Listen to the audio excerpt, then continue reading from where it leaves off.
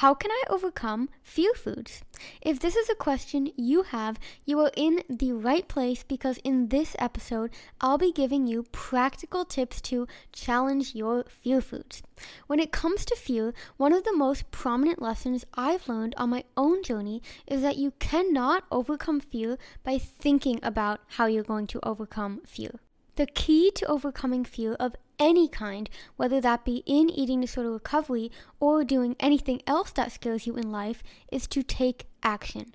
But this is, of course, a catch-22 because taking action is the very thing you fear.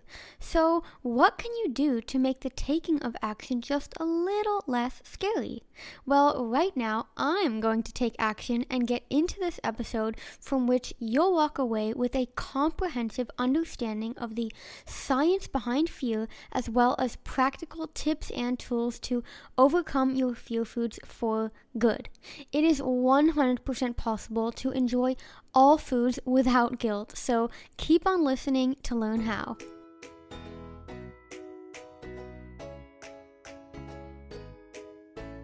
Welcome to Live Label Free, the podcast, where we talk about all things eating disorder recovery, autism, entrepreneurship, and so much more.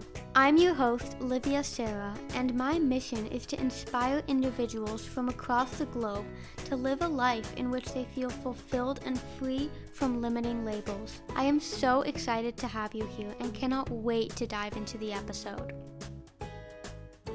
In order to understand fear foods and how we can overcome them, we must first understand fear. Fear is a primal emotion that is designed to protect us from threats. When we perceive danger, our sympathetic nervous system is triggered and reacts using our fight, flight, or freeze response. This response starts in the amygdala, a small part of your brain located in the brainstem. The human brain as we know it actually evolved from the brainstem, and in fact, some animals such as reptiles only have a brainstem, so for this reason our brainstem is often referred to as the reptilian brain. Our reptilian brain is responsible for anything that has to do with survival. Think thoughts about food, safety, sex, that is all your brainstem. When your survival brain feels threatened, it reacts without consulting the cerebral cortex, which is also known as the logical part of your brain. Staying alive is the main goal of our biological nature and does not require executive functioning, so any kind of logical thinking is overridden if your safety is put at risk. When your brain perceives danger, it will want you to get the hell out of the danger zone. There's no time for messing around and consulting the rational brain first. But what does all of this science have to do with eating disorders and fear foods? Well, when you are malnourished, your survival brain perceives there is a food scarcity and thinks you need to migrate to where there is enough food.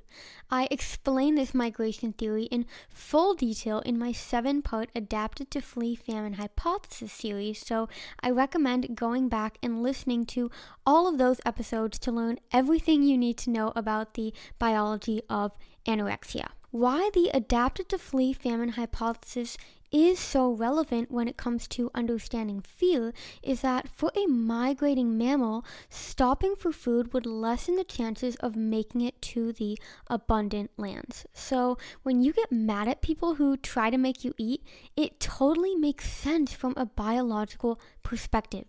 It's the same reason why you feel compelled to compare and why it often feels rewarding when other people eat more than you, as your primal brain simply considers this a heightened opportunity to reach an abundance of food before them. Of course, rationally, you know there is no food famine. But remember, your brain doesn't. There is no time to waste when it comes to survival. When you are engaging in eating disorder behaviors, your amygdala is constantly eliciting a fear response and you are constantly activating that sympathetic nervous system. This constant state of anxiety also helps explain why you may not feel physically hungry, which can make eating feel all that more quote-unquote wrong. When you are in your sympathetic nervous system, hunger cues are shut off as they would act as a distraction in a situation of real danger. I mean, if you were faced by a tiger in the wild, all of your body's energy would go into making sure that you run away from that tiger as fast as you can. To go further with this tiger example, I believe it acts as a great metaphor in illustrating that you're not actually afraid of the food. If you see that tiger, you will probably feel fear, but are you actually afraid of the tiger? You may think you are, but in reality, what you are most likely afraid of is the unpredictability of what the tiger may do to you. It's the uncertainty that triggers the fear response, not the tiger itself. Just think about it this way. As soon as you're in a zoo and that tiger is behind glass or in a cage, you're not afraid anymore. The same goes for fear foods. We often think we're afraid of the food itself, but it isn't the cupcake or the brownie we're afraid of. Rationally, we know it's not going to attack us. What we are really afraid of is the uncertainty around the act of eating that cupcake or that brownie or whatever else it is that your eating disorder brain tells you is off limits. We're afraid of change and what can happen if we do something different. And this is what can make it especially difficult for autistic individuals to recover from an eating disorder when they aren't given the proper guidance or tools, because as any autistic person knows, we cling to our routine for the very reason of avoiding change. Have you listened to my free audio training yet? If not, you have got to get your booty over to my website right now and download the audio training, 3 Steps to Recovery from an Eating Disorder as an Autistic Person. If there is one question I get asked the most when it comes to autism and eating disorders, it's whether or not I believe it's harder for an autistic person to recover from an eating disorder. The fact that this is such a common question is really no surprise, as autistic traits are often the root cause of the disordered eating behaviors. I believe my own eating disorder was simply a manifestation of my autism. Obsessive interests, the need for predictability and routine, difficulty with change, being sensitive. As soon as you mix food and exercise into this autistic assemblage of traits, it's literally a recipe for an eating disorder. So then how does an autistic individual approach recovery from an eating disorder? Well, that is exactly what you will learn in my free audio training. While listening, you'll be guided through 3 simple steps to give you the clarity and confidence you need to use your autism to your advantage in recovery. It's like having a private coaching session with me on demand. To listen to the free training, all you have to do is head over to livelabelfree.com/free-audio training, and you'll be on your way to learning the skills to fully recover from an eating disorder as an autistic person. Achieving a state of full recovery from an eating disorder will be a different journey than for someone who is not autistic, but that doesn't mean it has to be harder. I did it, which means you can too. Now, let's get back to today's episode. Another reason why the idea of eating certain foods can bring up fear is because maybe you're afraid that once you do eat a specific food, you will open the floodgates to binging. In turn, this brings up another fear, which is the fear that you will never stop eating and just gain weight forever.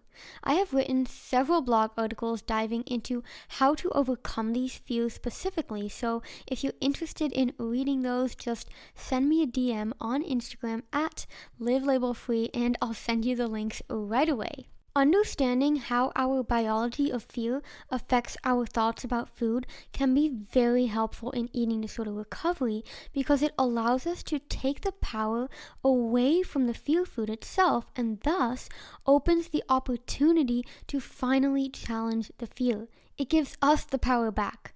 Just like in the tiger example, the fear is not caused by the animal or the object itself, but rather the uncertainty around the object.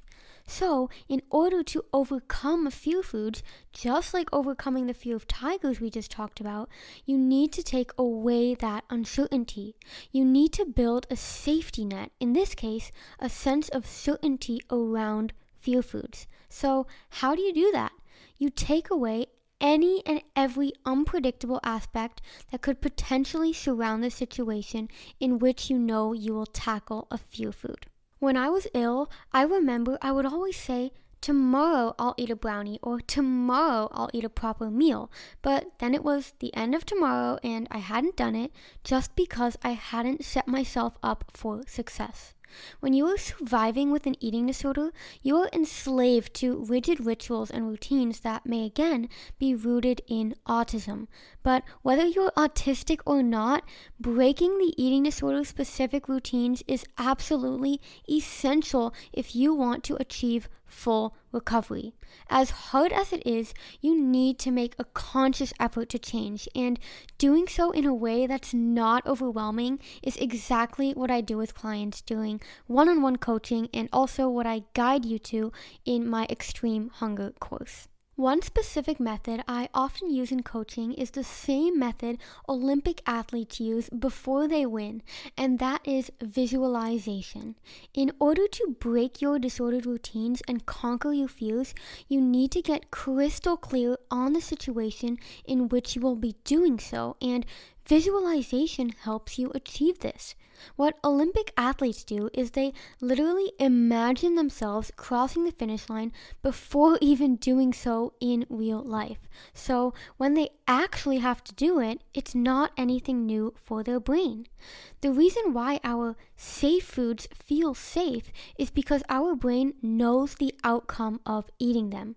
We have eaten them so many times before that there are no longer elements of uncertainty surrounding those foods. When eating a fear food for the first time, it creates that fight, flight, or freeze response we talked about because it's different and uncertain and you've never done it before.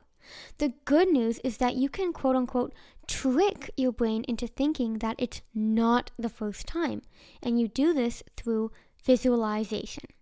Several studies have been conducted to explore what happens in the brain when someone is visualizing a certain experience versus actually doing it. With advanced brain imaging techniques such as magnetic resonance imaging, also known as MRI, scientists have found that when you visualize something, the same parts of the brain activate as when you are actually doing the thing. This means that intentional visualization has virtually the same effect on the neural pathways in your brain as if you were really engaging in the activity in real life. I mean, how cool is that? Are you ready to kick extreme hunger to the curb and finally feel satisfied in every sense of the word? Well, you are in luck because I have created the world's very first course that teaches you exactly how to beat extreme hunger and overcome all of the challenges that come with it. Whether you want to learn how to get rid of mental hunger, heal your digestive issues, accept weight gain, let go of food guilt, or all of that and more, my course, Extremely Hungry to Completely Satisfied, is the all-in-one resource I wish I had during one of the scariest periods of my life. Full of video presentations, lessons, and worksheets, my course combines scientific research with years of personal experience to yield a step-by-step framework that provides you with tangible action steps. People who have worked through the course have regained their periods, let go of food guilt, and completely shifted their mindset to come from a place of fear and scarcity to a newfound love for life. All in just 8 weeks. The best part is, I am so confident that this course is exactly what you need to achieve a life of freedom that I offer a 100% satisfaction, risk-free guarantee, meaning if you go through the course, put in the work, and don't get any results, I'll give you a full refund, no questions asked. So truly, you have nothing to lose and everything to gain. Enroll in my Extreme Hunger course today by clicking the link in the description below or visiting the link livelabelfree.com/extreme-hunger-course. That's livelabelfree, like the name of this podcast, .com/extreme-hunger-course.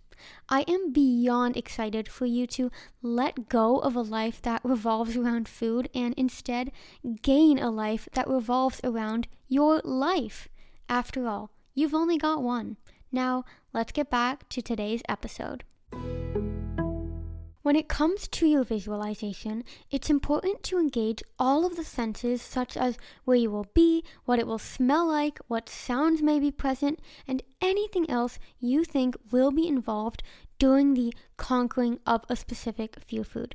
It is super important to get as clear as possible on every detail when you are imagining this, because it means more neural pathways will be activated, and thus your brain will be more familiar with the experience when you actually take action and eat the food.